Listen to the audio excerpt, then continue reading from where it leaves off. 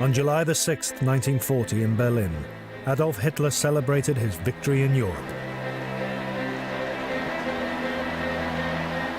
His army chief called him the greatest warlord in history.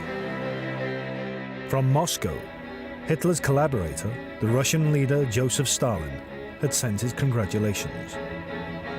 In London, the British Prime Minister Winston Churchill was isolated. In Washington, the American President Franklin Roosevelt stood aloof.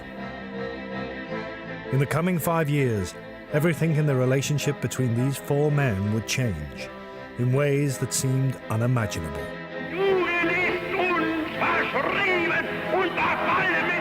While their nations fought a war of weapons, these four great warlords of the 20th century fought a war of the mind. What started as a European war has developed into a war for world domination.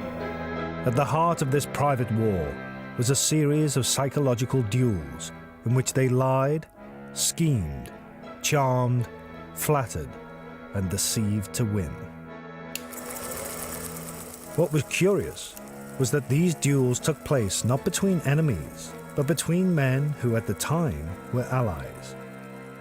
Yet their behavior was egotistic, tempestuous, monstrous, and politically, despite the rosy glow in which some are seen today, always selfish. We shall never cease to persevere against them till they have been taught a lesson which they... The duels of the warlords decided the strategy for the greatest battles in history. They were also the epicenter of a seismic shift in world power.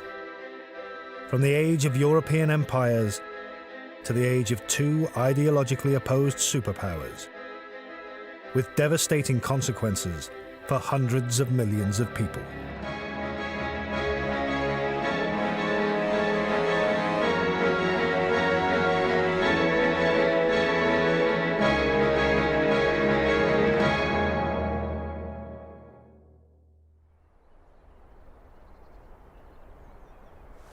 Obersalzberg in southern Germany, one of the world's loveliest places.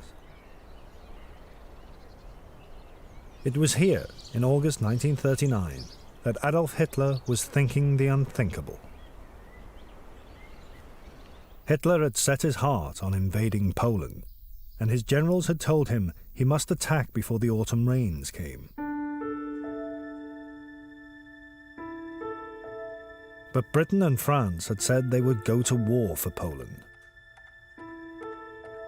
One thing stood in Hitler's way: the fear that Russia would also turn against him and propel him into a war on two fronts. This was the very thing imprinted in Hitler's mind as having helped to lose Germany the First World War 20 years before. There was only one way out: a pact with his greatest ideological enemy, Joseph Stalin. Hitler put out feelers to Moscow. Though he little realized it, he was instigating a mental duel with Stalin, which over the next 2 years would decide the destiny of the Second World War. Stalin was deeply suspicious of Hitler's approach. He spent hours reading Mein Kampf, written 15 years before, underlining key passages, like Hitler's views of the Bolshevik leaders, men such as Stalin himself. Never forget that the rulers of present-day Russia are common blood-stained criminals, that they are the scum of humanity. But Stalin could see that Hitler was now desperate for a deal, and offering to send his foreign minister, Ribbentrop, to Moscow.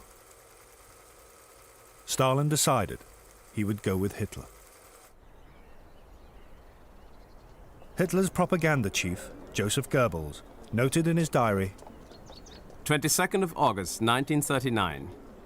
Non-aggression pact with Moscow perfect. Ribbentrop in Moscow on Wednesday. That is something. We're on top again. Now we can sleep more easily.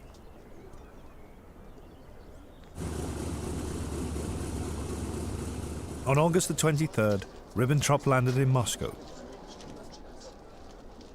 But Hitler needed one piece of reassurance. He sent his personal photographer, Heinrich Hoffmann, to film Stalin's earlobes, to see whether they were ingrown and Jewish or separate and Aryan. They were separate. Stalin passed Hitler's test.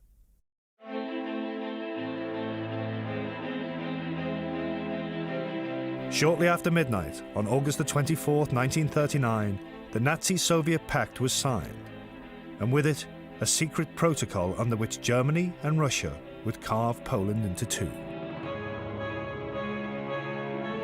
Hitler phoned Ribbentrop. This will hit like a bombshell. But, as Goebbels noted, it was not strength, but fear of Stalin knifing him in the back that had forced Hitler into history's biggest U-turn. The Führer believes he's in the position of scrounging for favors, and beggars can't be choosers. In times of famine, the devil feeds on flies.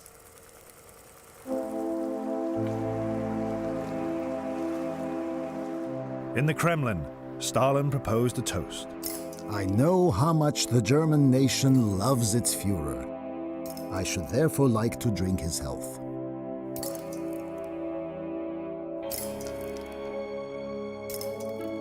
But like Hitler, Stalin was also acting from fear that Hitler would attack him.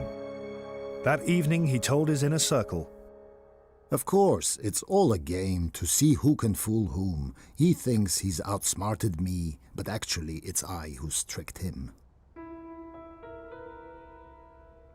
Stalin had found a bedfellow for whose cunning he had held a long and sneaking admiration.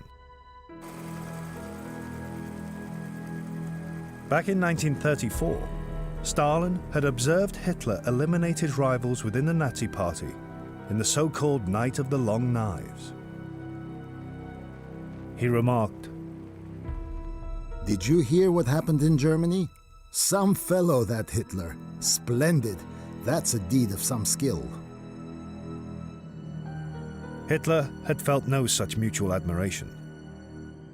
In his early years in power, he was set on the dreams of Mein Kampf, an alliance with Britain's Sea Empire, while he expanded to the east and built his German land empire on the continent. Only when that plan had clearly failed did Hitler begin to see in Stalin someone he might do business with.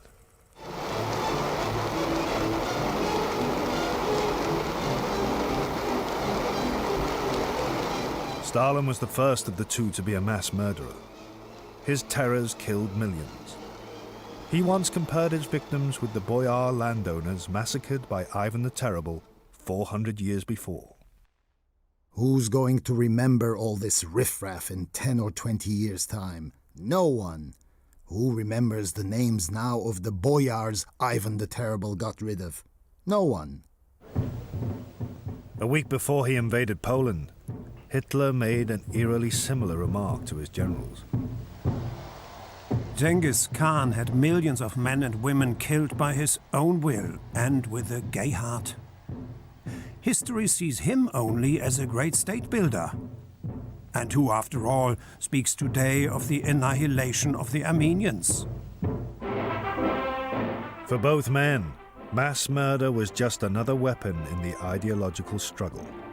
The state, whether communist or Nazi, was supreme. Individuals were its disposable tools.